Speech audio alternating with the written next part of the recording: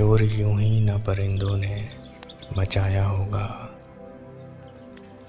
शोर यूं ही न परिंदों ने मचाया होगा। कोई जंगल की तरफ शहर से आया होगा। पेड़ों के काटने वालों को ये मालूम तो होगा।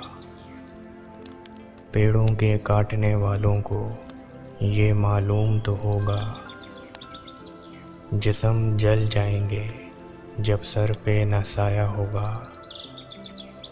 बानिए जश्न बहारा ने ये सोचा भी नहीं।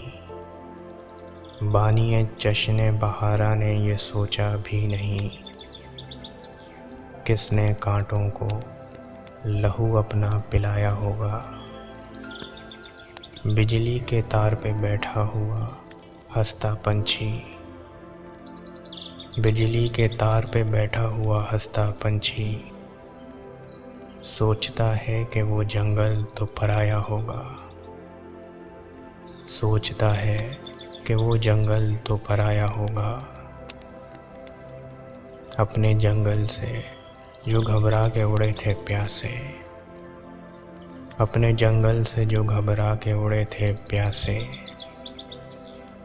हर सैराब उनको समंदर नजर आया होगा। हर सैराब उनको समंदर नजर आया होगा। शोर यूं ही न परिंदों ने मचाया होगा। कोई जंगल की तरफ शहर से आया होगा।